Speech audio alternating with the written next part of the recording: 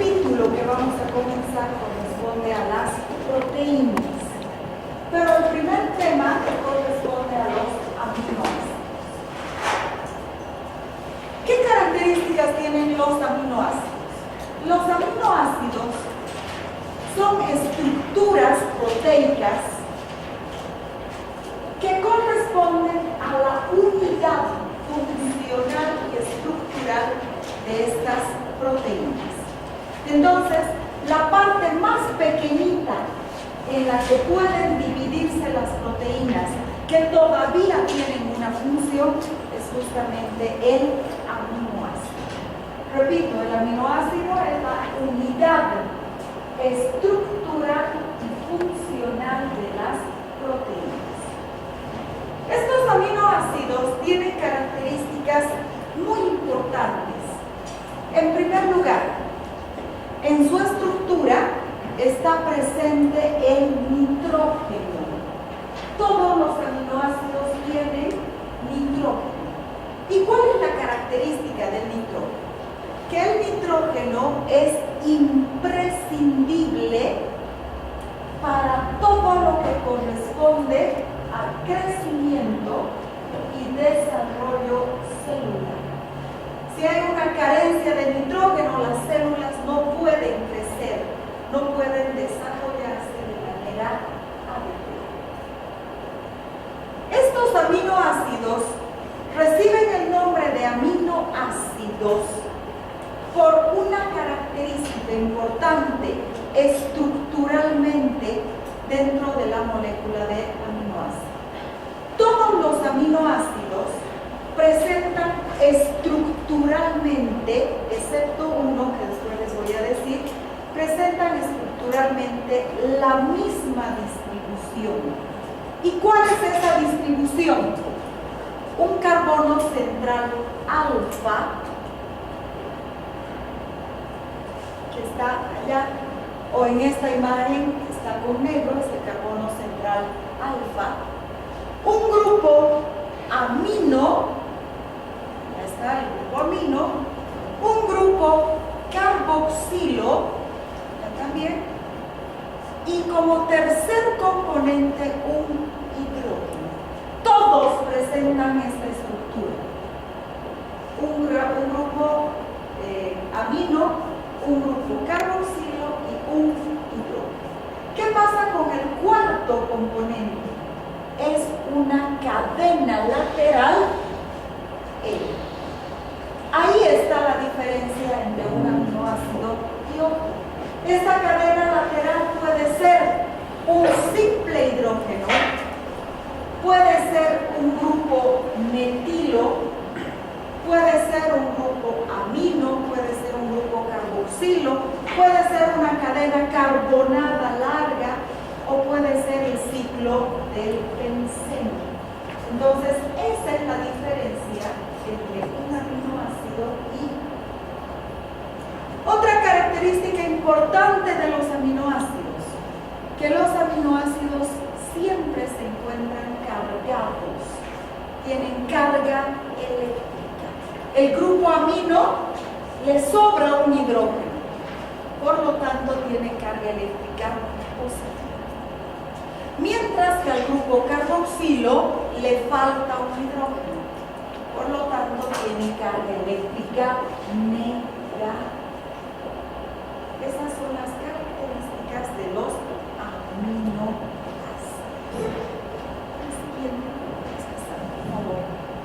¿Cómo se clasifica?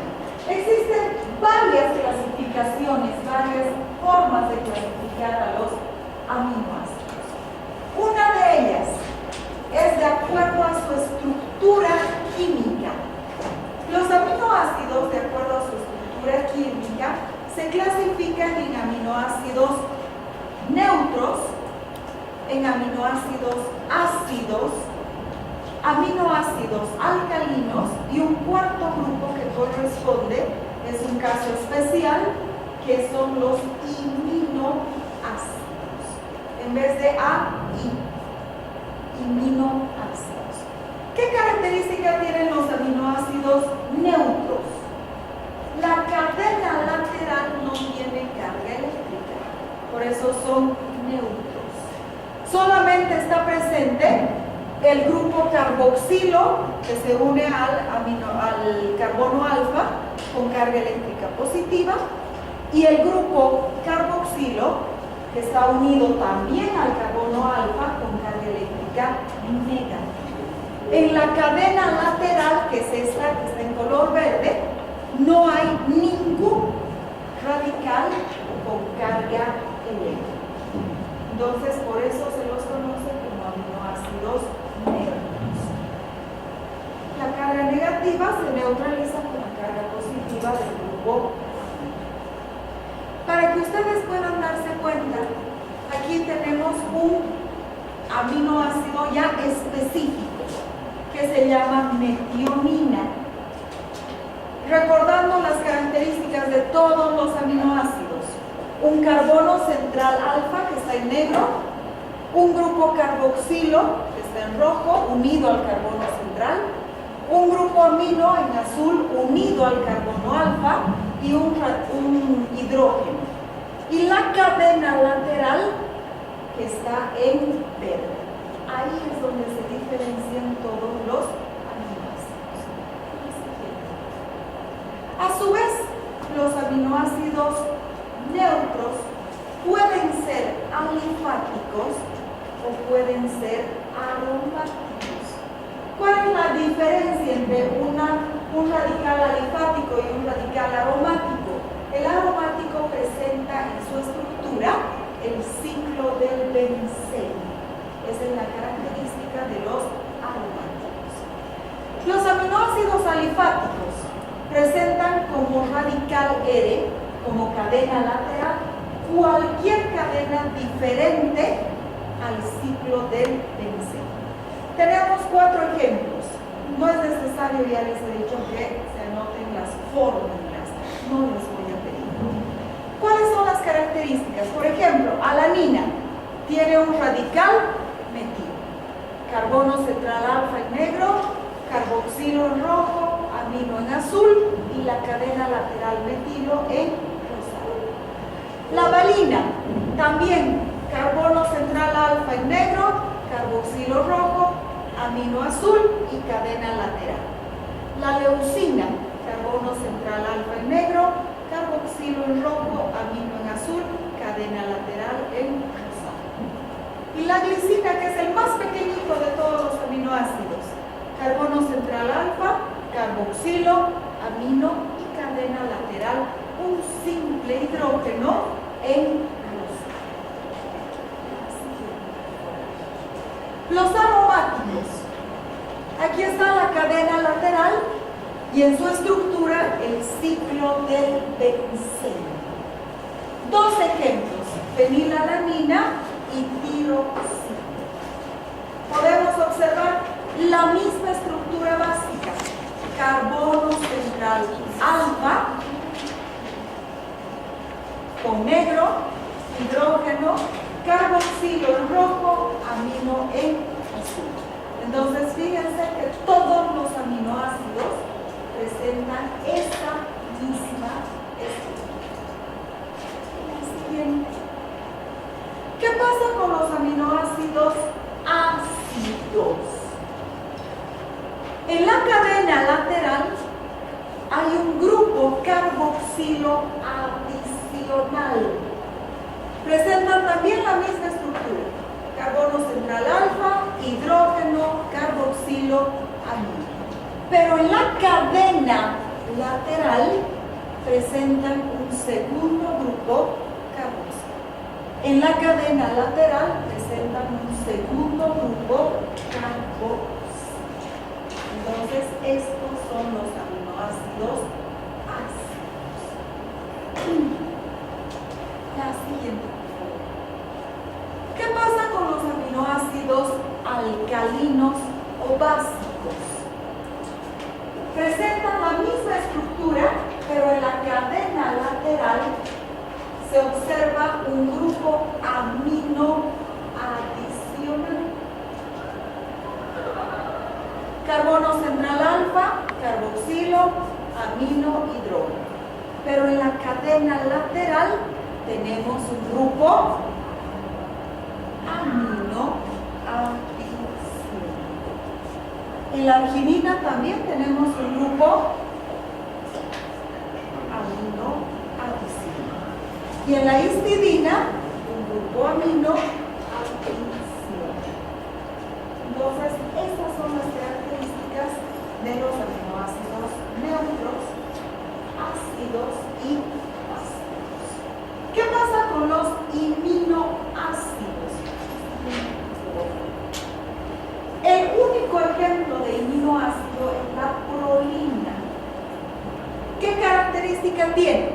Fíjense, carbono central alfa, hidrógeno, carboxilo, pero no es un grupo amino, es un grupo imino. De ahí el nombre de aminoácido.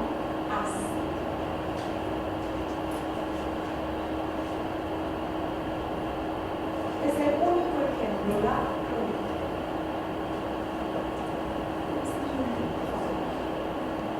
No se preocupen, no necesitan aprender eso. Otra clasificación. Los aminoácidos se clasifican de acuerdo a la presencia de estos formando parte de las proteínas. Y tenemos aminoácidos proteicos frecuentes, quiere decir que están presentes en casi o directamente en todas las proteínas. Encuentro una proteína y encuentro estos aminoácidos. Encuentro otra proteína y están presentes estos aminoácidos. Estos son los aminoácidos proteicos frecuentes, los que se encuentran en todas o casi todas las proteínas. ¿Cuáles son? Para que vayamos habituándonos a los nombres, simplemente. Glicina, alanina, valina, serina, metionina, treonina, fenilalanina, tirosina, triptófano, cisteína, isoleucina, leucina, asparagina, histidina, lisina, arginina, ácido glutámico, glutamina, ácido aspartico y proteína. Son aminoácidos proteicos frecuentes. Otros aminoácidos proteicos, pero poco frecuentes, son aquellos que se encuentran solamente en algunas proteínas, no en todas. Es decir, que es poco frecuente encontrar estos aminoácidos en las proteínas. Solo algunas proteínas tienen estos aminoácidos. 2, hidroxiprolina e hidroxiglicina. Y finalmente los aminoácidos no proteicos. Los aminoácidos no proteicos no forman parte de las proteínas. Estos aminoácidos pueden encontrarse en forma libre, sueltos sin unirse a otras sustancias, o pueden formar parte de otras sustancias que no sean proteínas. En alguna situación, estos aminoácidos no proteicos, no proteicos, van a ser lo que se llaman precursores, es decir, que a partir de ellos se van a formar los aminoácidos proteicos. ¿Cuáles son estos aminoácidos no proteicos? La beta-alanina, la tiroxina, la citrulina, el ácido pantoténico, la arginina, las hormonas tiroideas. Algunas de las hormonas tiroideas son aminoácidos no proteicos. Estos sí son importantes y son los únicos que los van a aprender. 10 de memoria. Otra clasificación de los aminoácidos es de acuerdo a las necesidades de nuestro organismo de estos aminoácidos. Y tenemos aminoácidos esenciales. Los aminoácidos esenciales son imprescindibles para el buen funcionamiento de nuestro organismo. cuáles son estos aminoácidos esenciales? Algo que me olvidaba. Estos aminoácidos esenciales no se sintetizan en nuestro organismo, por lo que necesariamente deben ser ingeridos a través de la dieta. Si hay carencia de alguno de estos aminoácidos, se va a producir una enfermedad. 10 los aminoácidos esenciales: isoleucina, leucina, lisina, metionina, fenilalanina, treonina, hay un error de dedo, dice teonina, es treonina, triptófano, valina, arginina e histidina. Son los aminoácidos esenciales. Muy fácil de aprenderlos de memoria. Si ustedes recuerdan esas 3 palabras: MTV, Pit, Cola. Entonces, ¿qué tenemos? M, metionina. T puede ser treonina. V, valina. ¿Qué es la P? Es del inglés. La P sería fenilalanina, porque en inglés es pH. Fenilalanina. Esa es la P. La I sería isoleucina. La T, el otro con T, triptófano. H, histidina. A sería, aquí está la arginina, ¿sí? L, lisina, y la otra L, leucina. Entonces, muy facilito para recordarnos. Lo único que tienen que acordarse es la P, fenilalanina. Otro grupo son los aminoácidos semiesenciales.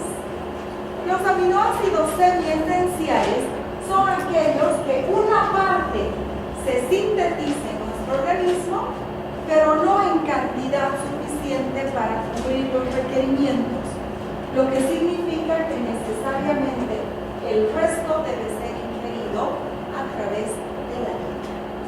En cambio, los no esenciales son aquellos que se sintetizan en nuestro organismo y que no son necesarios consumirlos juntamente con la dieta. La pregunta: estos semiesenciales y los esenciales, y los no esenciales y los semiesenciales, ¿a partir de quiénes se forman?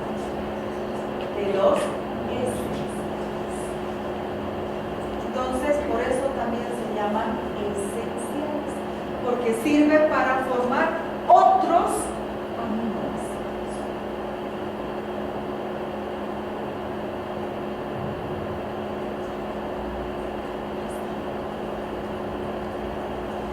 Y para terminar por hoy, lo que corresponde a los péptidos. Los péptidos son compuestos que están formados por la suma, por la unión de 2 o más aminoácidos. Esta unión es una unión coplanar, quiere decir que está en el mismo plano, y el enlace es un enlace simple, no es doble ni tampoco triple, es un enlace simple, muy estable, difícilmente se rompe este enlace. El tipo de enlace que se forma recibe el nombre de enlace peptídico.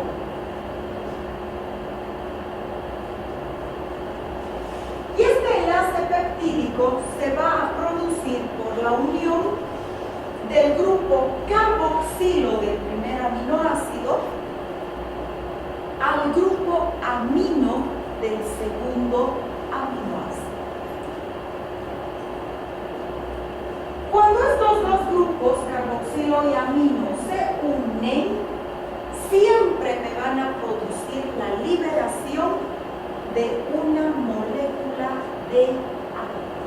Siempre se va a liberar agua. ¿Cuál es el producto de la unión? Cuando se unen dos aminoácidos se forma un dipeptido. Si a estos dos aminoácidos se une un tercero, se forma un tripéptido. Luego se forma el tetrapéptido, el pentapéptido y así sucesivamente. De manera genérica, cuando se tienen más de 10 aminoácidos, ya se llaman péptidos, oligopéptidos. Luego se forman los polipéptidos y finalmente las proteínas. Aquí podemos observar fácilmente qué es lo que sucede, de dónde aparece la molécula de agua. Entonces tenemos el grupo carboxilo del primer aminoácido, cede su grupo oxidrilo, que se une a un hidrógeno del grupo amino del segundo aminoácido.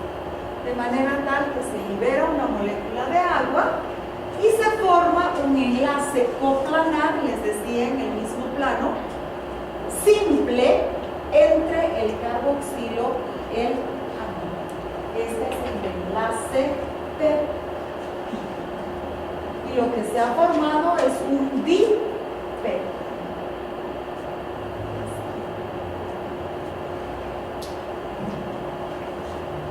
La unión de los aminoácidos para formar péptidos siempre me va a formar una estructura lineal. Siempre la unión de los aminoácidos me va a producir la formación de cadenas.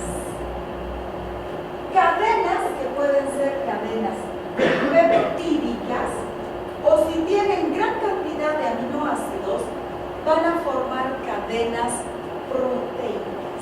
Cadenas. Si nosotros consideramos que cada una de estas bolitas es un aminoácido, entonces estaría formando la cadena proteica. ¿Qué otra característica tiene el enlace peptídico? La unión de los aminoácidos, ya hemos indicado que se produce a través del grupo carboxilo del primero y el grupo amino del segundo, pero si ustedes pueden observar en la imagen, los aminoácidos, de manera muy fácil, el primero está parado y el segundo aminoácido está volteado. El tercero está parado y el cuarto está volteado. ¿Por qué? Fíjense, en este aminoácido, primer aminoácido, el carbono alfa está ahí. Carbono alfa está. Este es el carbono alfa. El radical está aquí arriba. En cambio, en este segundo aminoácido, carbono alfa, el radical está abajo. Entonces, siempre vamos a tener esa estructura. El primero parado, el segundo volteado. El tercero parado, el cuarto volteado. ¿Por qué? Para que los radicales, las cadenas laterales, no se choquen entre sí. Si todas las cadenas laterales estuviesen hacia arriba, entonces en el espacio se molestarían una con otra. No se olviden que las cadenas laterales pueden ser tan pequeñas como un simple hidrógeno o pueden ser tan grandes como el ciclo del benceno.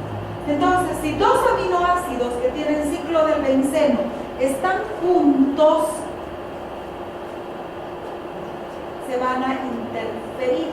y la cadena, a pesar de que el enlace peptídico es un enlace estable, es un enlace relativamente fuerte, la cadena podría romperse. Por ese motivo es que siempre los radicales van uno arriba, otro abajo. Uno arriba y el tercero abajo. Siempre, siempre. Esa es otra característica. La estructura primaria es una estructura, como les he indicado, lineal y predeterminada genéticamente. ¿Qué quiero decir? Que si en una célula se va a formar una cadena proteica, que sea una célula muscular, entonces en esta célula muscular se va a formar la cadena proteica correspondiente a la miosina. Esta célula que forma miosina tiene información genética para unirme los aminoácidos con un orden predeterminado. Por eso es que la estructura primaria es una estructura lineal genéticamente predeterminada. Y vamos a ver que el simple error en un aminoácido puede provocar una enfermedad. Un aminoácido es sustituido por otro. Este amarillito es sustituido por este verde. En vez de que haya este aminoácido amarillo, hay un aminoácido verde. Se va a producir una enfermedad. El simple cambio de un aminoácido por otro me va a producir una enfermedad. Para que ya más o menos vayan habituándose. Este cambio en la estructura de la hemoglobina me va a producir lo que se llama la anemia falciforme. Un aminoácido es reemplazado por otro y tenemos una enfermedad conocida como anemia falciforme. Cuando hablemos de hemoglobina, vamos a hablar de la anemia falciforme.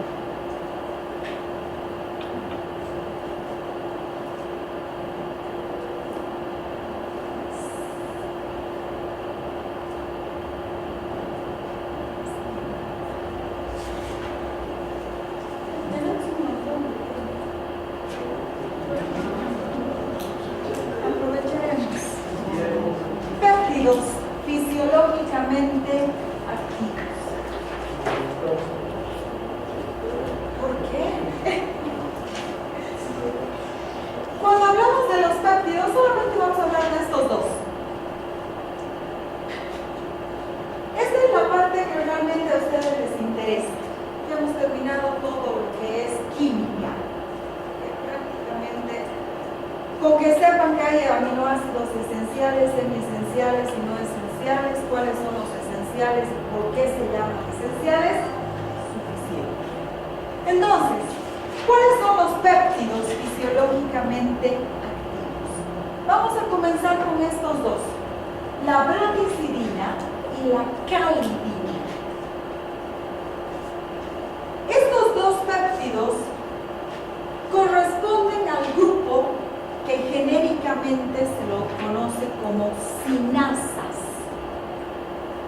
Estas sinasas presentan una función fisiológica natural y la diferencia entre la bradicidina y la calidina es en un aminoácido. Fíjense, se cambia un aminoácido y deja de ser bradicidina, se convierte en calidina. Fisiológica y farmacológicamente, en este caso, el cambio de este aminoácido no me afecta.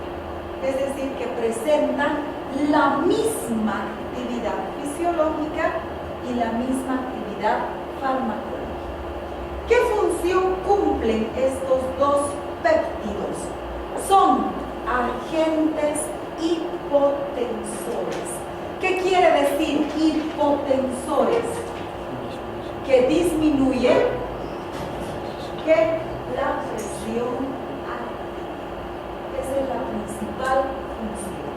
¿Cómo cumplen esta función de disminuir la presión arterial? Tienen una acción dilatadora. Entonces produce la dilatación de las arterias y como consecuencia de ello la presión arterial baja. Permeabilizan las paredes de los vasos sanguíneos, de manera tal que el agua fácilmente va a difundir. Por lo tanto, disminuye la presión arterial. Estas son las funciones que cumplen en la bradicimina y calcitina.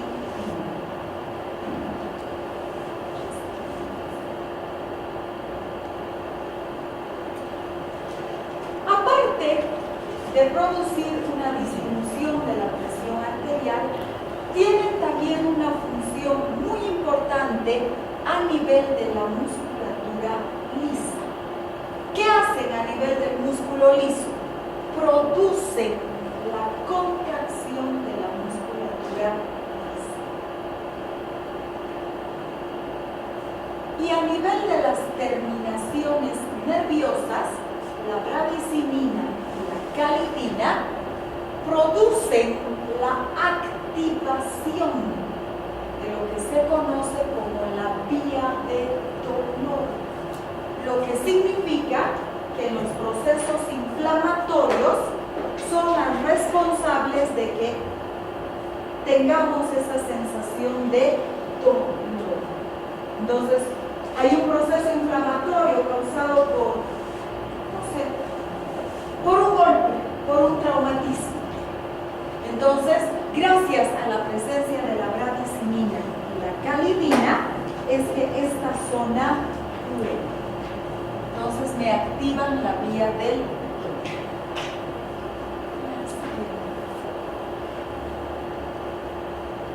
Otro péptido importante, el glutatión. El glutatión está formado por la unión de 3 aminoácidos, solamente 3, es un tripéptido. Está formado por la unión del glutamil, cisteinil, glicina. Es decir, está formado por la unión del glutamato, de la cisteína y de la glicina. 3 aminoácidos solamente. Este glutatión es muy importante. Es un agente antioxidante que protege a las células de la acción del oxígeno y de los radicales libres. Y dentro de los radicales libres, un radical libre muy importante es el peróxido de hidrógeno. Aparte de cumplir esta función antioxidante, el glutatión es activador de ciertos sistemas enzimáticos, pero estos sistemas enzimáticos se encuentran directamente relacionados con la oxidación de los ácidos grasos, de los lípidos. Entonces son funciones semejantes. Evita la acción de los radicales libres, es un agente antioxidante, y evita que los ácidos grasos de los lípidos se oxiden.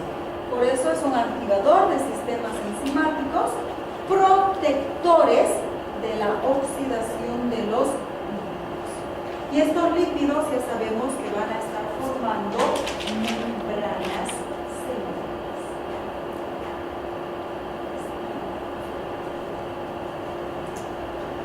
Otra función importante que tiene el glutatión es una función transportadora. ¿Qué es lo que va a transportar el glutatión? El glutatión va a transportar aminoácidos del espacio extracelular al espacio intracelular. Entonces transporta aminoácidos hacia el interior de las células. Y por último, pero no menos importante, el glutatión participa en la degradación de la insulina. La insulina la vamos a estudiar el día lunes.